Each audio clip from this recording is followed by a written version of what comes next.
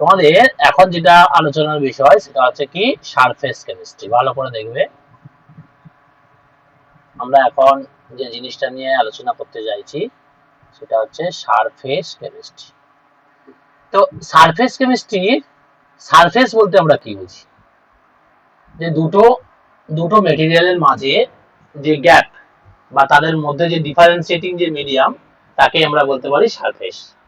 তো দেখা গেছে যে কেমিস্ট্রির যে ব্রাঞ্চে তোমার এই সারফেস ফেনোমেনন গুলোকে নিয়ে আলোচনা করা হয় তাকেই আমরা বলছি surface chemistry. The branch of surface কেমিস্ট্রিতে কি বললাম? The branch of chemistry which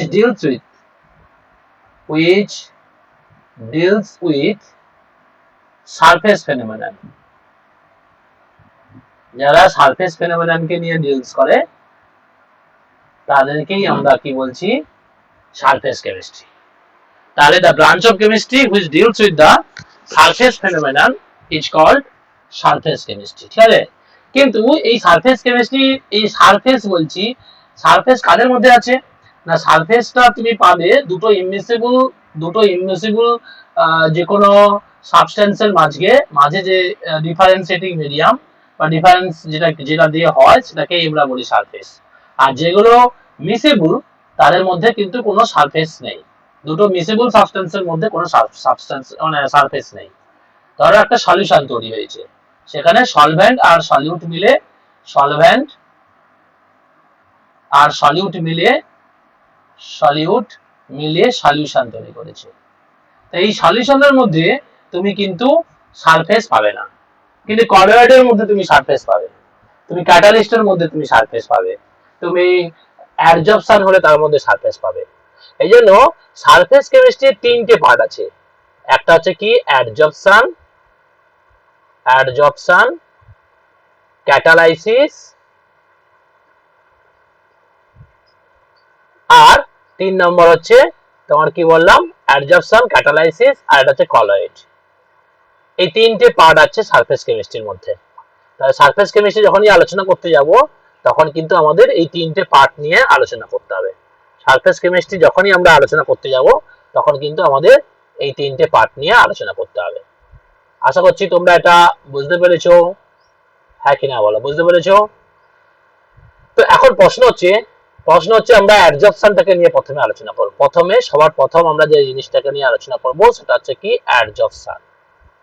অ্যাডজর্পশন কি, এই ব্যাপারটা আমরা দেখার চেষ্টা করব। তো এটা সবাই লিখেছো বা করতে পারো, কিন্তু এইবার থেকে সবাই কিন্তু একটু একটু লিখতে হবে। এটা তোমরা যদি লিখতেও পারো না লিখতে পারো, শুধু টপিকস গুলো লিখে রাখো।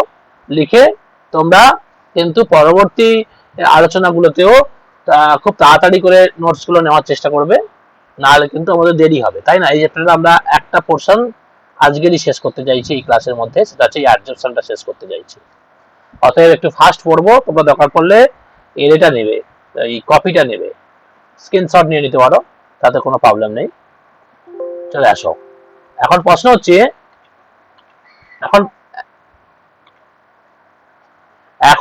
হচ্ছে এত টাইম নেই অর্ঘ, তুমি স্ক্রিনশট নিয়ে নাও। You can take the screenshot. যে অ্যাডজর্পশন, ক্যাটালাইসিস আর কলয়েড, এই তিনটে নিয়ে আমরা পড়াশোনা করছি। তো আমাদের এখন আলোচনার বিষয় হচ্ছে অ্যাডজর্পশন। ক্লিয়ার? আমরা এখন যেটা নিয়ে আলোচনা করব সেটা হচ্ছে কি অ্যাডজর্পশন নিয়ে। কুইক, এইটুকু লিখতে বেশি সময় লাগার কথা নয়। আশা করছি তুমি লিখে নিয়েছো।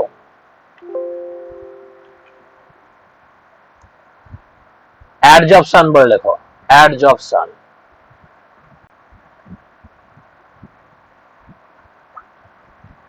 অ্যাডজর্পশন ব্যাপারটা কি, এটা নিয়ে আমরা এখন আলোচনা করব। অ্যাডজর্পশনটা কি? তার আগে আমরা একটা ছবি আঁকি। ছবি আঁকলে বুঝতে পারবে। ধরো এই একটা সাবস্টেন্স এ, এটা একটা সাবস্টেন্স কি এ, এর উপরে বি সাবস্টেন্সটা অ্যাকুমুলেট করলো, এসে এইখানে অ্যাকুমুলেট করলো, কিন্তু বি সাবস্টেন্সটা কোথায় থাকলো? শুধু সারফেসেই থাকলো। তখন এটা হচ্ছে বি। তখন এই ফেনোমেননটাকে বলছি অ্যাডজর্পশন। তাহলে অ্যাডজর্পশনের ডেফিনেশনটা আমরা বলতে পারি accumulation of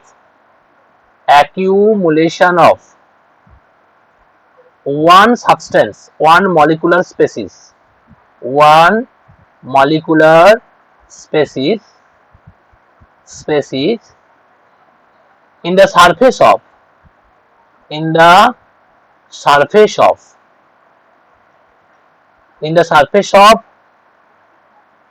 another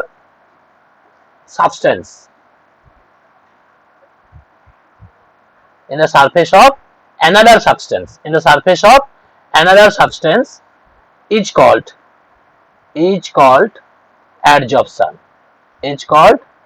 adsorption.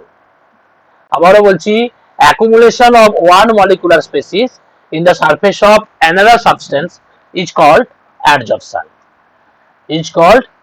adsorption. তো আমাদের সৃষ্টি এসছে, তাহলে আবারও বলছি, আমরা যেটা আলোচনা করছি সেটা হচ্ছে কি, যে accumulation of one molecular species in the surface of another substance is called adsorption. তো এখানে দেখো, এ একটা সাবস্টেন্স, তার উপরে বি সাবস্টেন্সটা অ্যাকুমুলেট করেছে এর সারফেসে।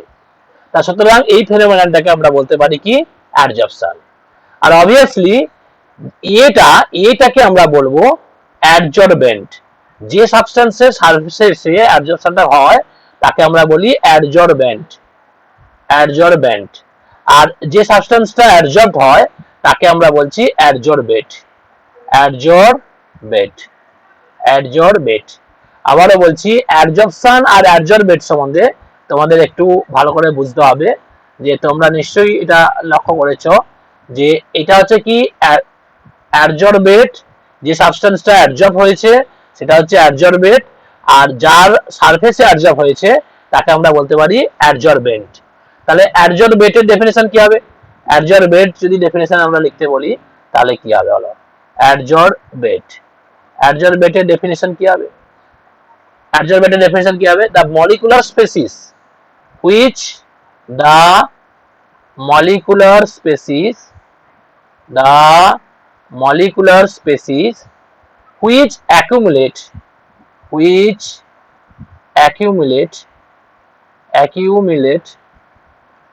which accumulate in the surface of another substance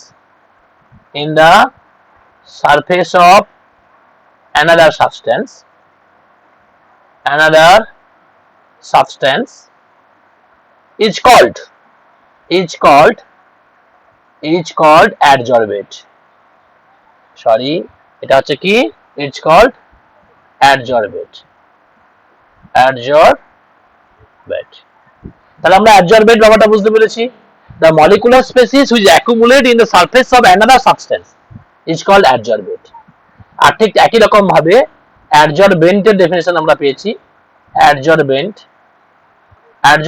হচ্ছে এখানে কি, the molecular species, the substance whose surface is used for the adsorption phenomenon is called adsorbent. এটাই বলতে পারো, the material on the surface of which, বলতে পারো the substance on the surface of which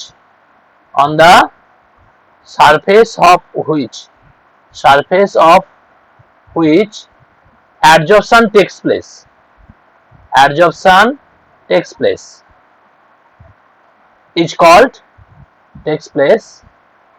is called adsorbent. তোমরা নিশ্চয়ই adsorbent, adsorbate আর adsorption এই তিনটে term বুঝতে পেরেছো। তা আবারও বলছি, accumulation of one molecular species in the surface of another substance is called adsorption. Accumulation of one molecular species in the surface of another substance is called adsorption. মানে any other species, মানে একটা substance, এখানে beta কি করছে, এর সারফেসে অ্যাডজর্ব হয়েছে। মানে যে কোনো একটা সাবস্টেন্স যখন আর একটা সাবস্টেন্সের সারফেসে এসে মানে অ্যাকুমুলেট করবে rather than the whole volume, then this phenomenon would be called adsorption. যদি পুরো ভলিউমে চলে আসতো তখন তাকে আমরা কি বলতাম?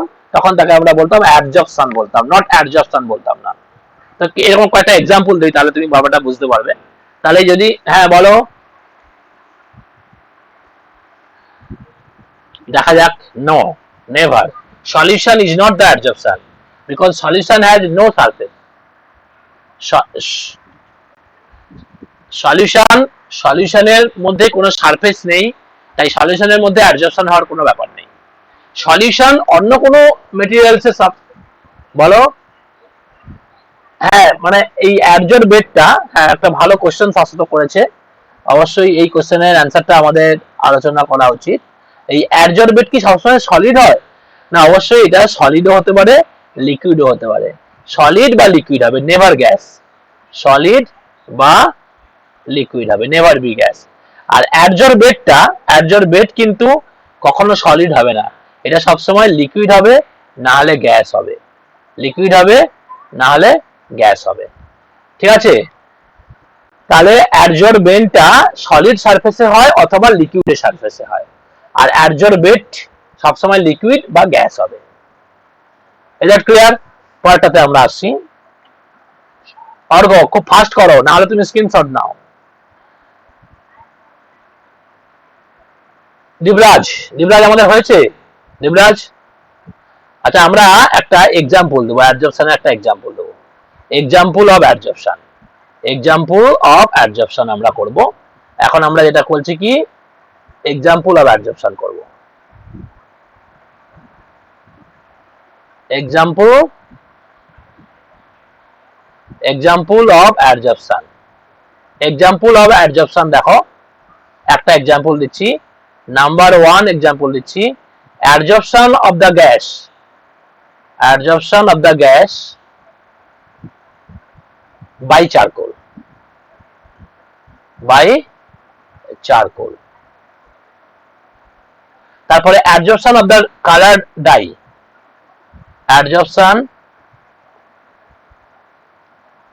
অফ ডাইজ, ডাই বাই চক।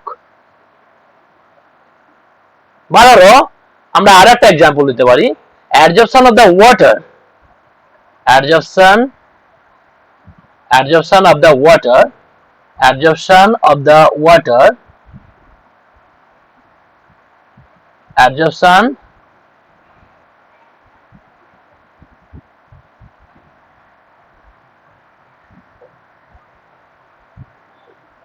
হ্যাঁ বলো। অ্যাবজর্বেট, হ্যাঁ অবশ্যই সবগুলোই আমরা বলবো, অবশ্যই তোমাদের জন্য সবগুলোই বলা হবে।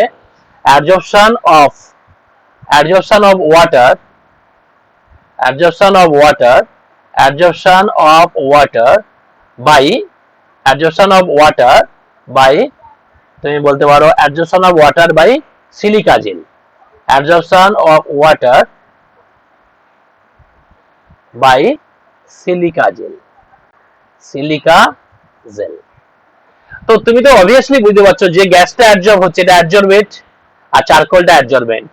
এখানে চকটা অ্যাবজর্বেন্ট, এখানে সিলিকা জেলটা অ্যাবজর্বেন্ট। তো এইগুলো হচ্ছে অ্যাবজর্পশনের এক্সাম্পল, বুঝতে পেরেছো? তো আমরা একটা ঘটনার কথা বলি, তুমি বাড়িতে এই কাজটা করতে পারো। তো দিবরাজ কি করলো, দিবরাজ তুমি কি করবে, বাড়িতে একটা কন্টেনার নেবে, বুঝতে পেরেছো? কন্টেনার নিয়ে কিছুটা জল দিয়ে দিবে, কি দিয়ে দিবে, জল। আর জলের মধ্যে কিছু রেড ইঙ্ক দিয়ে দাও, কি দিয়ে দিলে, রেড ইঙ্ক বা লাল কালারের কোনো কালি ওর মধ্যে ফেলে দাও। তো যখনই ফেলে দিলে তাহলে সলিউশনটা কি হয়ে গেল, রেড হয়ে গেল। সলিউশনটা কি হয়ে গেল, রেড হয়ে গেল।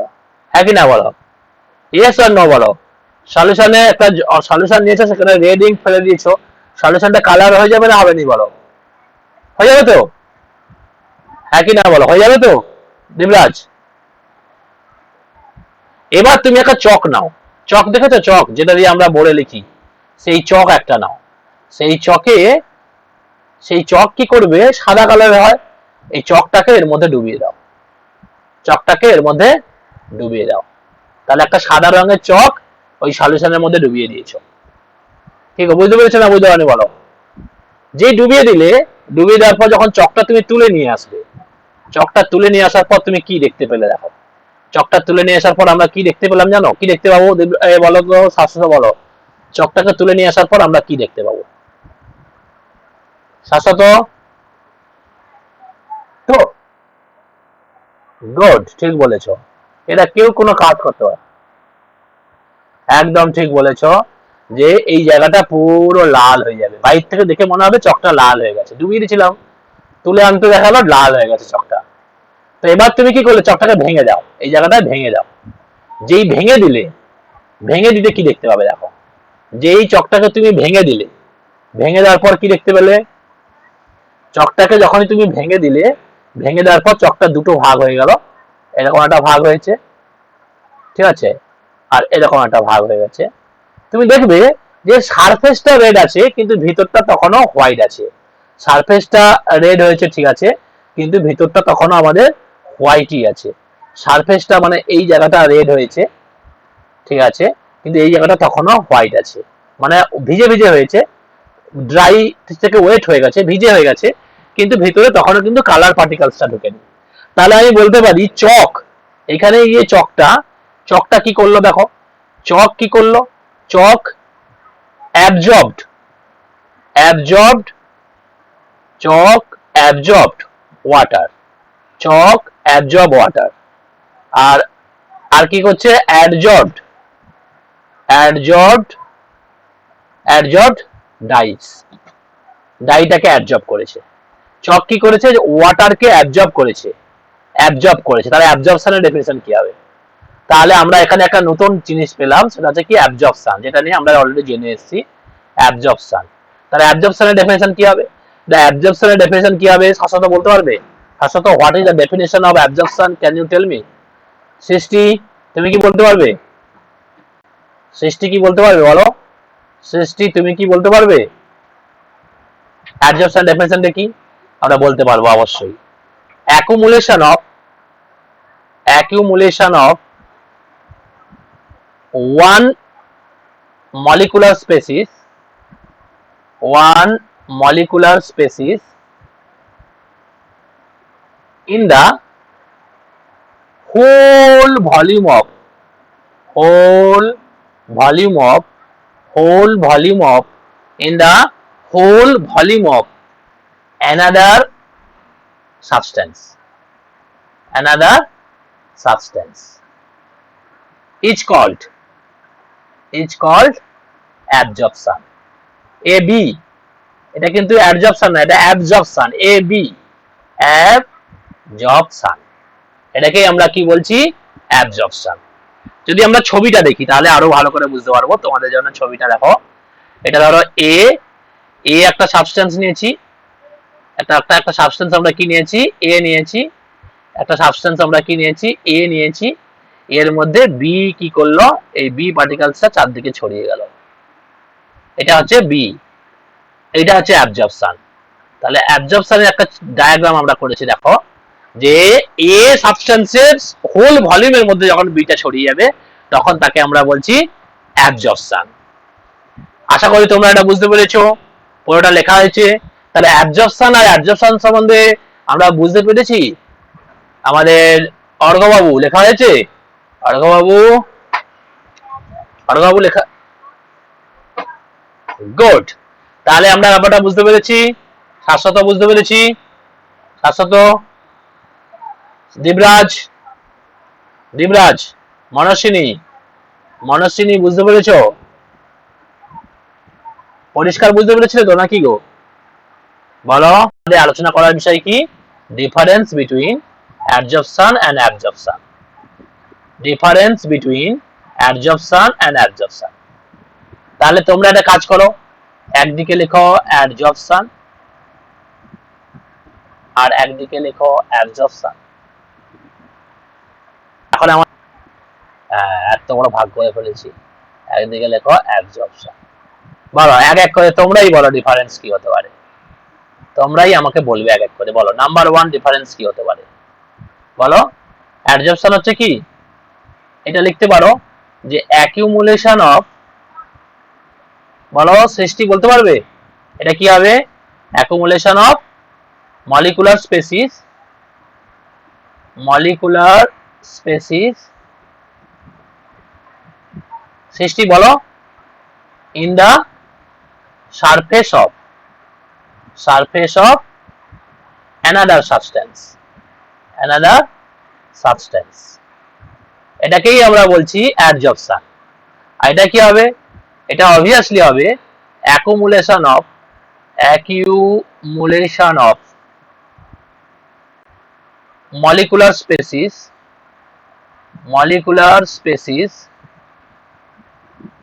in the whole volume or book of another substance is called কি হবে? অ্যাবজর্পশন। ক্লিয়ার? তাহলে এইটা আমরা অ্যাবজর্পশনের একটা পয়েন্ট ডিফারেন্স পেলাম। 2 নম্বর ডিফারেন্স কি হবে? না, ইট ইজ সারফেস ফেনোমেনন।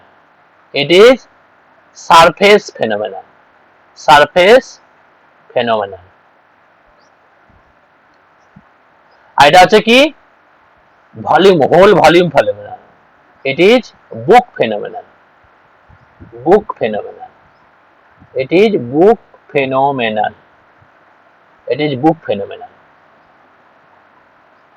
আর কি না, its rate is not uniform, মানে it is occurs at the beginning state, it is very fast, but at the time passes it becomes slow absorption, but it occurs in uniform rate.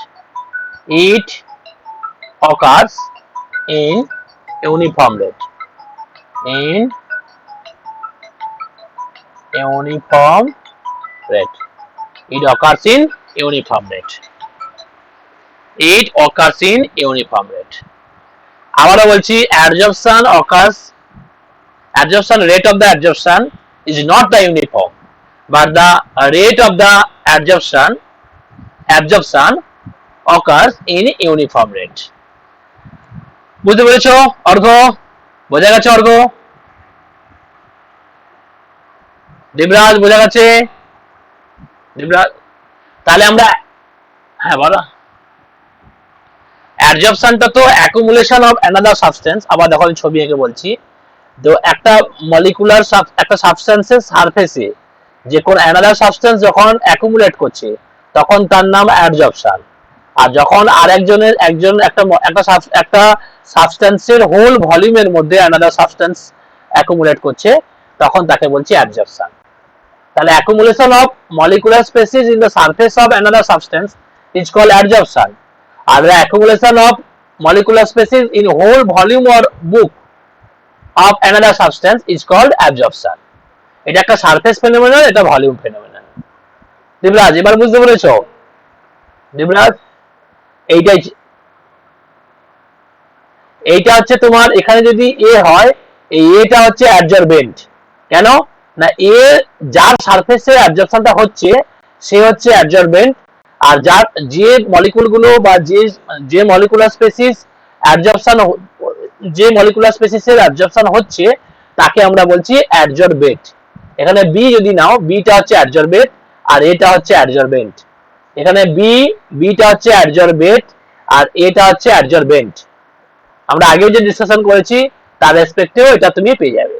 তাহলে আমরা অ্যাডজর্পশন আর অ্যাডজর্পশন এই দুজনের মধ্যে যা difference, সেই ডিফারেন্সটা আমরা ডিসকাশন করলাম এবং আশা করছি তোমরা এই ব্যাপারটা বুঝতে পেরেছো। আর অর্ঘ তো ব্যাপারটা তুলেই নিয়েছে, আশা করছি অর্ঘ তোলা হয়েছে। তো এখন প্রশ্ন, দিবরাজের মনের মধ্যে যে প্রশ্নটা আছে সেটা আমরা আমাদের ক্লিয়ার করতে হবে যে কেন এই অ্যাডজর্পশনটা হবে, কেন খেলে কাজ নেই, অ্যাডজর্পশন হতে হবে কেন বলো। তো এইটা নিয়ে আমরা এখন আলোচনা করবো যে অ্যাডজর্পশন হবে কেন। Adsorption, what is the cause for adsorption, cause of অ্যাডজর্পশন।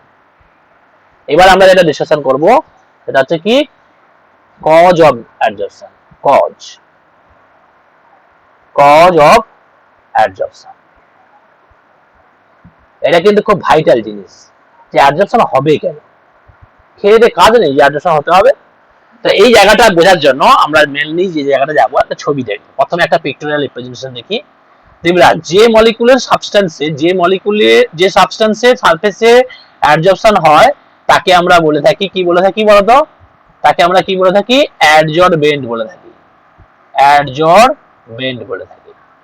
এই অ্যাডজর্বেন্টের ভিতরে যে মলিকুলস গুলো আছে, মানে সারফেস মলিকুল নয়, বুক মলিকুলস গুলো বা molecules in the bulk or in the interior portion of the substances adsorbent experience a balance force. দেখো এর এদিকে একটা মলিকুল আছে, সে একে টানছে, এর এদিকে একটা মলিকুল আছে, ও তাকে টানছে, এদিকে একটা মলিকুল আছে, তাকে টানছে, এদিকে একটা মলিকুল আছে, ওকে টানছে, এদিকে টানছে, ওদিকে টানছে, সব দিক দিয়ে ওকে টানছে, ফলে ও একটা ইকুয়াল বা ব্যালেন্স ফোর্স এক্সপিরিয়েন্স করছে। ইয়েস অর নো বলো দেবরাজ, এটা একটা ব্যালেন্স ফোর্স এক্সপিরিয়েন্স করছে মনস্বিনী, তাই তো? মনস্বিনী, অ্যাডজর্বেন্টের ভলিউমের মধ্যে বা বুকের মধ্যে যে ভলিউম যে মলিকুলস গুলো আছে, তারা তার চারিদিকে যে মলিকুলস গুলোকে ঘিরে আছে, তারা ওকে ইকুয়াল ফোর্স দিয়ে টানছে অপোজিট ডাইরেকশনে, ফলে ওরা কি হচ্ছে, একটা ব্যালেন্স ফোর্স এক্সপিরিয়েন্স করছে। মনস্বিনী, ব্যাপারটা কি বোঝা গেছে মনস্বিনী? কিন্তু সারফেসে যে মলিকুলস আছে, সারফেসে যে মলিকুলস আছে সেটা কিন্তু, হ্যালো হ্যালো, হ্যাঁ বলো। ওরে বাবা, কোন চ্যাপ্টার বলো তো? আমার মনে নেই, এখন টেস্ট হবে না, লিখে দাও, আমি একটু ক্লাসে আছি বুঝলে। হ্যাঁ, রাত্রের দিকে টেস্ট হবে। আচ্ছা দেখো, অ্যাডজর্বেন্ট হয়েছে, তো অ্যাডজর্বেন্ট হওয়ার পরে এটা কি আছে দেখো, সারফেসে যে মলিকুলস আছে সে কি করছে দেখো, এই দিকে টানছে, সারফেসে যে মলিকুলস আছে সে কিন্তু আনব্যালেন্স ফোর্স তার জন্য অ্যাপ্লাই হচ্ছে। কিরকম না, তার ভিতরের দিকে মলিকুলস গুলো ওকে টানছে, ভেতরের দিকে মলিকুলস গুলো ওকে টানছে, কিন্তু উপরে কোনো মলিকুলস নেই যে ওকে টানবে, তারপর ওর যে ব্যালেন্স ফোর্স ওকে দেবে, ওই জন্য আনব্যালেন্স ফোর্স বা রেসিডুয়াল ফোর্স এক্সপিরিয়েন্স করছে। আর একটা ছবি দিয়ে তোমাকে বোঝাই, যে সারফেসে যে মলিকুলস আছে তার খুব বাজে অবস্থা, সে কি করছে, আনব্যালেন্স ফোর্স এক্সপিরিয়েন্স করছে, আনব্যালেন্স ফোর্স এক্সপিরিয়েন্স করছে। সে কি করছে, ভেতরের মলিকুলস গুলো দ্বারা ভেতরের দিকে ওকে টানছে সবাই, কিন্তু উপরে কোনো মলিকুলস না থাকার জন্য ও কিন্তু ব্যালেন্স ফোর্স এক্সপিরিয়েন্স করছে না। ঠিক আছে, এই ধরনের ফোর্সকে আমরা বলছি আনব্যালেন্স ফোর্স। আর এই আনব্যালেন্স ফোর্সের জন্য যদি ও এই উপরের দিকে কোনো মলিকুলসকে পায়, তাকে ও টানবে, তাকে বলবে তুমি চলে আসো আমার সারফেসে এসে থাকো, থেকে আমাকে ব্যালেন্স ফোর্স দাও, বুঝতে পেরেছো? আর সেই জন্যই অ্যাডজর্পশনটা হয়, এই কারণেই অ্যাডজর্পশনটা হয়। তাহলে আমরা লিখতে পারি যে unbalance or residual force, unbalanced or residual force of unbalanced or residual force of surface molecule unbalanced or residual force of surface molecule of adsorbate unbalanced or residual force of surface molecules of adsorbent is responsible for the adsorption, is responsible for the adsorption, is responsible for the adsorption। আরো যদি ভালো করে বলি যে molecules present in the book of the molecules present in the book of the adsorbent molecules present in the book of the adsorbent experiences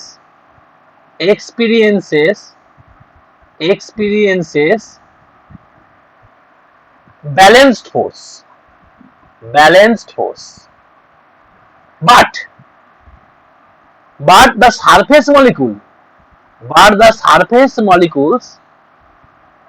surface molecules are pulled by inner molecules and experience and experienced and experiences and experiences and experiences the unbalanced force and experience the unbalanced force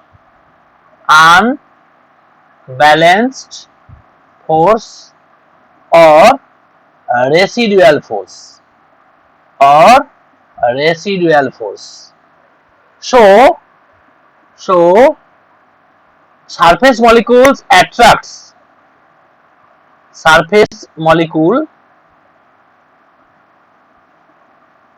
attracts the adsorbate molecules adsorbate molecules to experience the balance force to experience the balanced force. ব্যাপারটা কি বুঝতে পেরেছো? তাহলে আমরা দেখতে পাচ্ছি surface মলিকুলগুলোর মধ্যে যে আনব্যালেন্স ফোর্স আছে সেই আনব্যালেন্স ফোর্সই হচ্ছে রেসপন্সিবল ফর দেয়ার আনব্যালেন্স ফোর্সটাই হচ্ছে তাদের তাদের আনব্যালেন্স ফোর্সটাই হচ্ছে responsible for their this unbalanced force or residual force is residual unbalanced or residual force is responsible for their this unbalanced or residual force is responsible for their adsorption phenomena. তাহলে unbalanced or residual force of the surface molecules is responsible for the adsorption. ব্যাপারটা কি আমরা বুঝতে পেরেছি? দেবরাজ সৃষ্টি বুঝতে পেরেছো? এই জায়গাটা আছে মেন অ্যান্সার। আমি পুরোটা তোমাদের একটু লেখালেখি করেছি, তোমাদের যদি একটা ওয়ার্ডে লিখতে বলে তাহলে তুমি এটা লিখতে পারো। এই ব্যাপারটা লেখা আছে অর্ঘ বলছে সারফেসে যে মলিকুলস গুলো আছে সেই মলিকুলস গুলো তার ভিতরে থাকা মলিকুলস গুলো দিয়ে অ্যাট্রাক্ট করছে, ভিতরে থাকা মলিকুলস গুলোকে নিচে ভিতরের দিকে অ্যাট্রাক্ট করছে, কিন্তু উপরে কোনো মলিকুলস না থাকার জন্য ও কি করছে আনব্যালেন্স ফোর্স এক্সপেরিয়েন্স করছে এবং ভেতরের দিকে অ্যাট্রাকশন ফিল করছে। তো সেইটাকে ব্যালেন্স করার জন্য ও অ্যাডজর্বেট মলিকুলস গুলোকে ওর সারফেসে নিয়ে আসতে চায়। এটার মতন এর উপরে মলিকুলস আছে বলে না ও ব্যালেন্স ফোর্স এক্সপেরিয়েন্স করছে। বুক মলিকুল যেগুলো হয়, যেগুলো বুক মলিকুল, সেগুলোকে দেখো চারিদিকে সব মলিকুলস ঘিরে আছে, ফলে ও ব্যালেন্স ফোর্স এক্সপেরিয়েন্স করছে। কিন্তু সারফেসের উপরে তো কোনো মলিকুলস নেই, ফলে সারফেসে যে মলিকুলস গুলো আছে সেগুলোর উপরে কোনো মলিকুলস না থাকার জন্য ওরা আনব্যালেন্স ফোর্স এক্সপেরিয়েন্স করে, সেই জন্য ওরা অ্যাডজর্বেট গুলোকে ওদের সারফেসে নিয়ে আসতে চায়। বলো ব্যাপারটা ক্লিয়ার? নিয়ে আসে থার্মোডাইনামিক্স মনে আছে? থার্মোডাইনামিক্স নাকি আমাদের অর্ঘের ফেভারিট চ্যাপ্টার বলেছিল, থার্মোডাইনামিক্স ইন অ্যাডজর্পশন। অর্ঘ তোমার ফেভারিট চ্যাপ্টার তো নাকি, ফেভারিট চ্যাপ্টার নাকি থার্মোডাইনামিক্স? তাহলে বলো gives, then tell me the Gibbs-Helmholtz equation. Gibbs-Helmholtz equation says that delta G equal to delta H minus T into delta S. Delta G equal to delta H minus T into delta S. Delta G is the Gibbs free energy, delta H is the enthalpy change. Delta এইচটা কি আমরা প্রত্যেকে জানি, enthalpy change.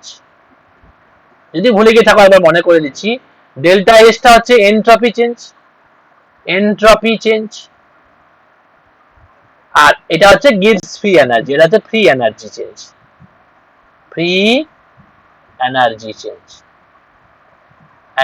Change.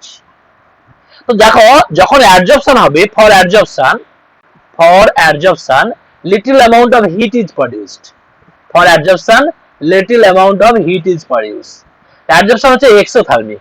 Absorption হচ্ছে কি exothermic in nature. R exothermic হলে সাধারণত del H কি কত হয়? সাধারণত can you tell me what is the value of del H? As this is exothermic, del H equal to negative del H is negative. আর অ্যাডজর্পশনে ডিসঅর্ডারনেস কমে যায়। In অ্যাডজর্পশন ডিসঅর্ডারনেস decreases. ডিসঅর্ডারনেস কমে যায় মানে ডেল্টা এসও কমে যাবে, তার মানে ডেল্টা এসও নেগেটিভ হবে। ডিসঅর্ডারনেস decreases. Disorderness decreases. So delta S is also negative. Delta S is also negative. Or as adsorption as delta H is greater than T into delta S. So del G equal to negative. And adsorption is a spontaneous phenomenon. del G যেহেতু negative, তার মানে অ্যাডজর্পশন হচ্ছে spontaneous phenomenon. Spontaneous phenomenon. আবারও বলছি যে তাহলে অ্যাডজর্পশনের ক্ষেত্রে আমরা কি কি পেলাম দেখো। তাহলে অ্যাডজর্পশনের ক্ষেত্রে আমরা কি কি পেলাম এই জায়গাটা তোমাদের কিন্তু একটু ভালো করে দেখতে হবে। তাহলে অ্যাডজর্পশনের ক্ষেত্রে আমরা কি কি পেলাম? সবকিছু নেগেটিভ পেয়ে গেলাম। Everything is negative. del G negative পেলাম, del H নেগেটিভ পেলাম, সবসময় এক্সটার্নিক হয়, little amount of heat is produced. Otherwise del H কারণ ডিসঅর্ডারনেস কমে যাচ্ছে। এন্ট্রপি তো disorderness of the system. Entropy is the disorderness of a system. As ধরো গ্যাস কি, তুমি গ্যাস বাইরে জোরে দৌড়াচ্ছিল, বুঝলে, গ্যাস এখানে দৌড়াচ্ছিল, তাকে বলা হয় এটি সারফেস এসে আটকে যা। আটকে গেলে তার ডিসঅর্ডারনেস বাড়লো না কমলো? বলো, কমে গেল। আর ডিসঅর্ডারনেস কমলে তার এন্ট্রপি কমে যাবে, ফলে del S নেগেটিভ হবে। এবং সেটা del H টা greater than T into del S হয়েছে, তাই del G ও নেগেটিভ হবে। আর del G নেগেটিভ বলেই না অ্যাডজর্পশনটা স্পন্টেনিয়াস। অ্যাডজর্পশন স্পন্টেনিয়াস হতে গেলে del G কে অবশ্যই নেগেটিভ হতে হবে। del G পজিটিভ হলে কখনো স্পন্টেনিয়াস হতো না। তাহলে যেহেতু এটা spontaneous phenomenon, so del G also negative. তাহলে we can say that in adsorption del G is negative, del H is negative, and del S is negative. All are negative. All del G, del H, and del S all are negative in adsorption phenomenon. এটা হচ্ছে thermodynamics in types of adsorption. কি আসবো? Types of adsorption. Just look at this. Types of the adsorption. Types of adsorption. Types of adsorption. Types of adsorption.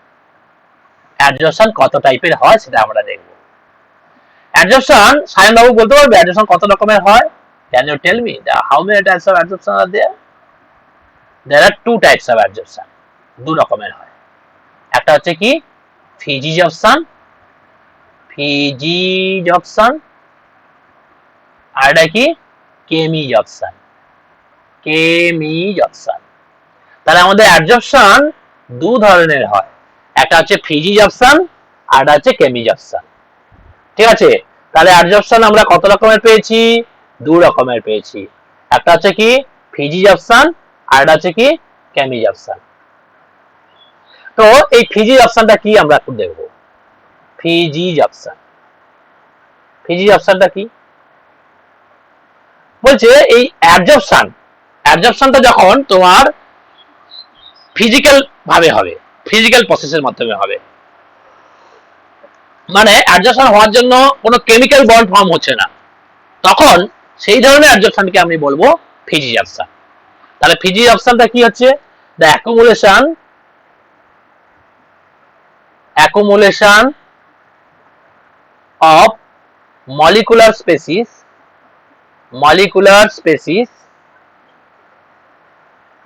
in the surface of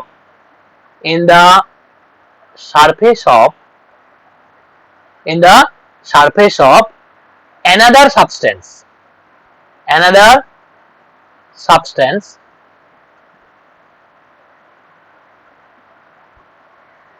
in the accumulation of the molecular species in the surface of another substance occurs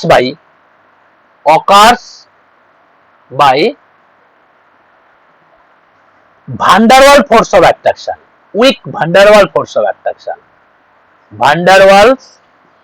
of attraction, force of attraction। accumulation of molecular species in the surface of the another substance occurs by the van der Waals force of attraction is called physics. It's called physics. বুঝতে পেরেছো? Accumulation of molecular species in the surface of the another substance occur by van der Waals force of attraction is called physics. No chemical bond is formed between the adsorbate and adsorbent.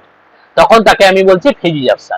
তার মানে কি, ধরো এই একটা adsorbent ছিল, তার সারফেসে এসে আর একটা substance just van der Waals ফোর্সের জন্য ওর সারফেসে এসে এরকম ভাবে থেকে গেল, তখন তাকে আমরা বলছি physics. তখন তাকে আমরা বলছি, এটা হচ্ছে বি, এটা হচ্ছে এ, ধরো এই ব্যাপারটাকে আমরা বলছি physics. physics এর একটা एग्जांपल হিসেবে আমরা দিতে পারি, एग्जांपल বলতে পারো adsorption of the gas by charcoal. Adsorption of gas by charcoal. Adsorption of the gas by charcoal. হ্যাঁ বলো, adsorption of the gas by charcoal.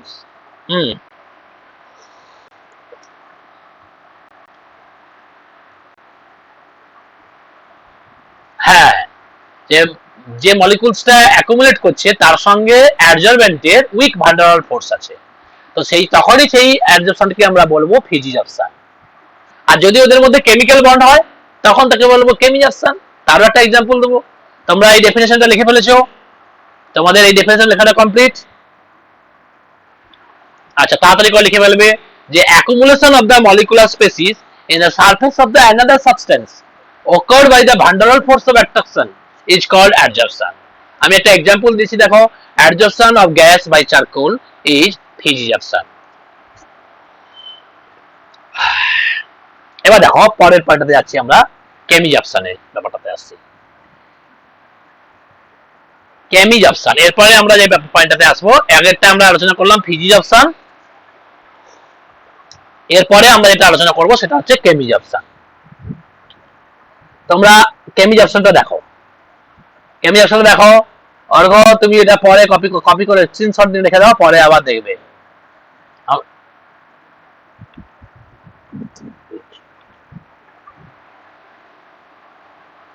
এই ছেলেটা না বহুত দেরি করছে, আমিও তো লিখছি নাকি, তাহলে তোমার দেরি হচ্ছে কি করে? তুমি তো তাড়াতাড়ি লিখবে আমার লেখার সময়। আচ্ছা, কমপ্লিট বলো, অর্ঘ কমপ্লিট? ভালো করে শোনো, এবার আসবো আমরা chemics. chemics এর ডেফিনেশন কি হয় বলো? chemics, সায়ন বাবু বলতে পারবে chemics এর ডেফিনেশনটা কি হতে পারে? বলো। আচ্ছা, তাহলে আমরা বলতে পারি accumulation of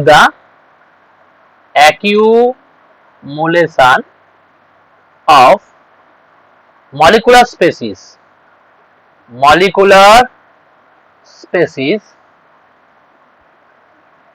in the surface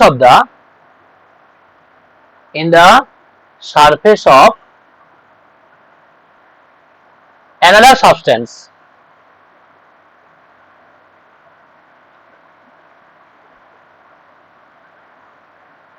occurred by chemical bond formation. Chemical bond formation is called chemics. Is called chemics. আবারও বলছি যে আমাদের chemics এর ডেফিনেশনটা নিশ্চয়ই তোমরা লিখে ফেলেছো, is called chemics. Accumulation of the molecular species in the surface of another substance occurred by the chemical bond formation is called chemijabson. কিরকম আমরা একটা ছবি এঁকে দেখাই তোমাদের। এই একটা মলিকুলার স্পেসিস, এই একটা মলিকুলার স্পেসিস, তো তার সঙ্গে তোমার অ্যানাদার সাবস্টেন্সের কি হলো, কেমিক্যাল বন্ড ফর্ম হলো, তখন তাকে আমরা কি বলছি, কেমিক্যাল বন্ড করে যদি এই অ্যাডজর্পশনটা হয় তখন তাকে আমরা বলবো কেমিজেপশন। তাহলে অ্যাডজর্বেটের সঙ্গে যদি অ্যাডজর্বেন্টের কেমিক্যাল বন্ড ফর্ম হয় তখন করে যদি অ্যাডজর্পশন হয় তখন তাকে আমরা বলবো কেমিজেপশন। তাহলে accumulation of molecular species in the surface of another substance occurred by the chemical bond formation is called chemijepson. Example দেখো, এক্সাম্পল হিসেবে আমরা কি দেব না, adsorption of the hydrogen, adsorption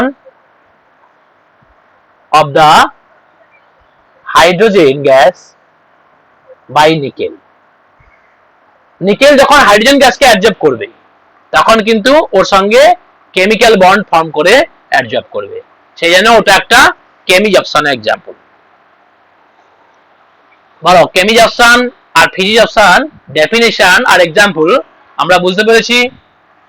অর্ঘবাবু বুঝতে পেরেছো? অর্ঘবাবু বোঝা গেছে? লেখা হয়েছে?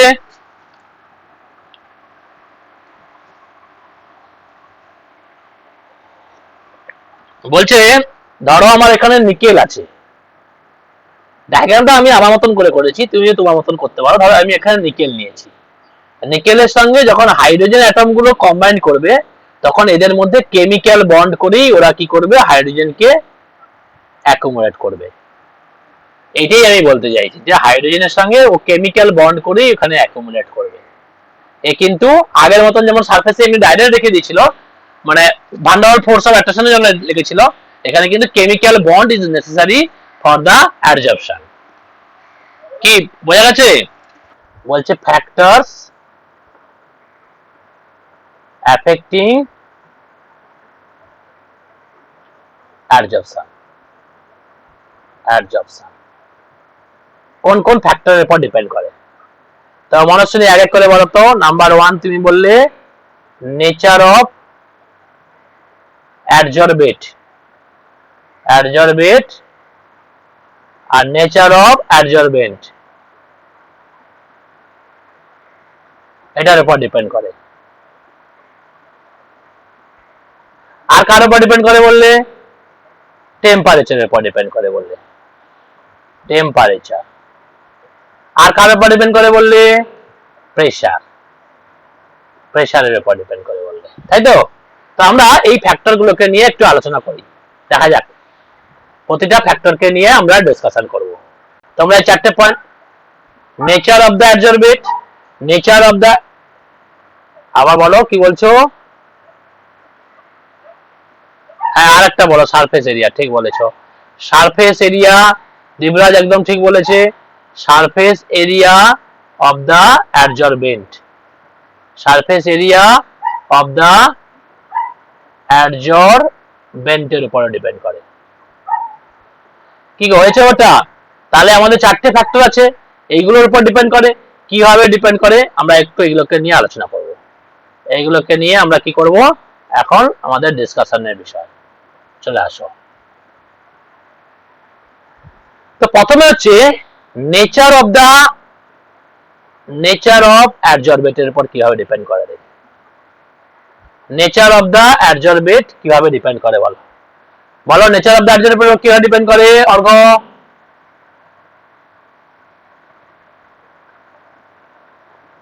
সারফেস এরিয়া, প্রেসার,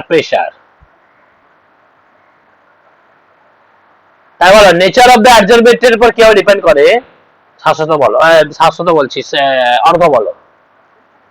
বলছে ফিজিজেপশনের ক্ষেত্রে ইজিলি লিকুইফিয়েবল গ্যাস, এটা মনে রাখবে যে ইজিলি লিকুইফিয়েবল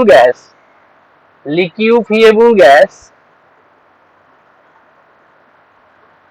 adsorbed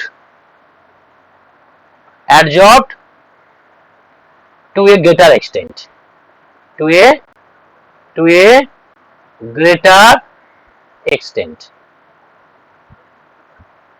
তাহলে আবারও বলছি, যে গ্যাসকে যত তাড়াতাড়ি তুমি লিকুইফাই করতে পারবে, যত ইজিলি লিকুইফাই করতে পারবে, সেই গ্যাসের অ্যাডজর্বেট বেশি হবে, যদি সেটা ফিজি অপশন হয়। অফকোর্স এটা ফিজি অপশনের ক্ষেত্রে অবশ্যই সেই অ্যাডজর্পশনটা ফিজি অপশন হতে হবে। তো এক্সাম্পল হিসাবে আমরা লিখতে পারি যে SO2 গ্যাস অবশ্যই ফিজি অপশনের জন্য, আর কেমি অপশনের জন্য কেমিক্যাল বন্ড করতে হচ্ছে, ফিজি অপশনের জন্য, অবশ্যই ফিজি অপশনের জন্য এটা। তো SO2 gas adsorbed to a greater extent by the charcoal. SO2 gas adsorbed by the greater extent. হ্যাঁ হ্যালো স্যার। হ্যাঁ বলো। তো বলছি আপনি থাকবেন এখন? আমি এখন 6:30 পর্যন্ত আছি। 6:30? হ্যাঁ স্যার আমি আপনার সাথে 6:10 মিনিট। আচ্ছা ঠিক আছে হ্যাঁ। দেখো, SO2 gas is adsorbed by charcoal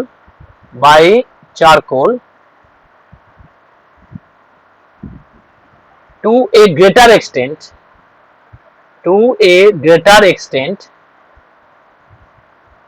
than hydrogen.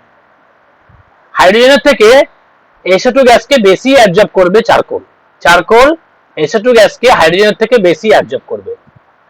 কেন বলতো? কারণ হাইড্রোজেন গ্যাসের থেকে SO2 গ্যাসকে ইজিলি লিকুইফাই করা যায়। এইভাবে আমরা দেখতে পাচ্ছি নেচার অফ দ্য অ্যাবজর্বেটের উপর তোমার কিন্তু অ্যাবজর্পশন ফেনোমেননটা ডিপেন্ড করে। আর অবশ্যই অবভিয়াসলি নেচার অফ অ্যাবজর্বেন্টের উপর ডিপেন্ড করবে, কোন ধরনের অ্যাবজর্বেন্ট নিয়েছো, সলিড নিয়েছো না লিকুইড নিয়েছো তার উপর ডিপেন্ড করবে। আর একটা নিশ্চয়ই তুমি আলোচনা করেছি আমরা, surface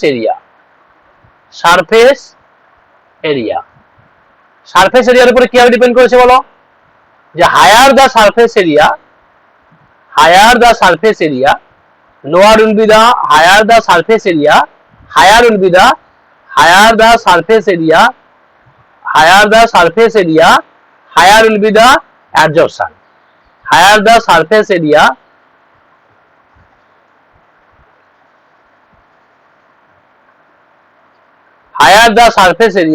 higher will be the absorption. Higher the surface area higher will be the surface এরিয়ার উপর কিভাবে ডিপেন্ড করবে? আমরা বলবো higher the surface area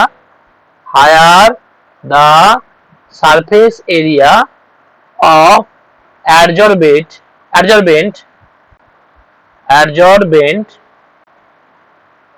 higher will be the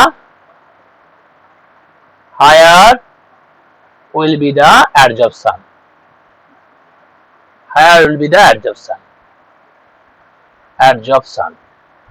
আবারও বলছি, সারফেস এরিয়া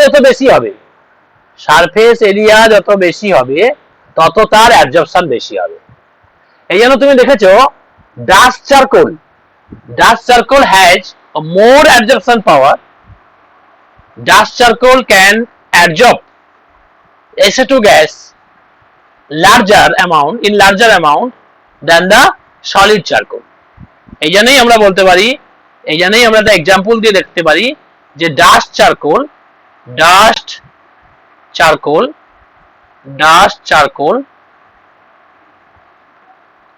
adsorb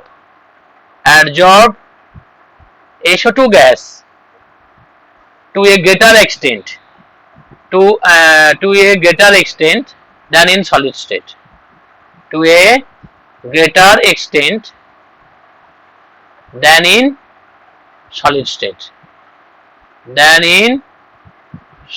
state. তাহলে আমরা বলতে পারি ডাস্ট চারকোল adsorb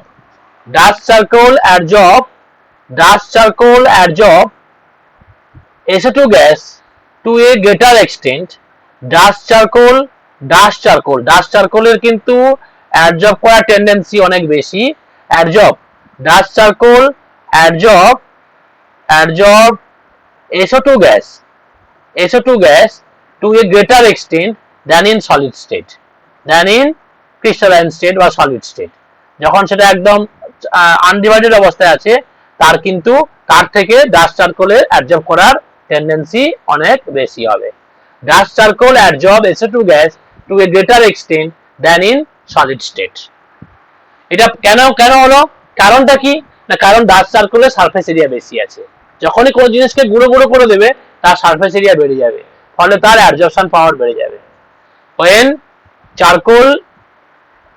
চারকোলকে ডাস্ট ফর্মে নিয়ে যাবে, when charcoal transfer into dust forms, then their surface area increases and their absorption power increases। তাহলে আমরা এটা যেটা বলতে পারি, এই জায়গাটা দেবো কেন এরকম হলো না, dust charcoal has greater surface area, dust charcoal has greater surface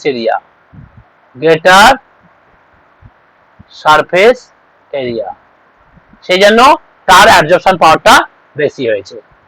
বলো ব্যাপারটা বুঝতে পেরেছি আমরা? নেচার অফ দ্য অ্যাবজর্বেট সম্বন্ধে আমরা যে জিনিসটা আলোচনা করেছি, ব্যাপারটা কি বুঝতে পেরেছি? বলো, ব্যাপারটা বোঝা গেছে?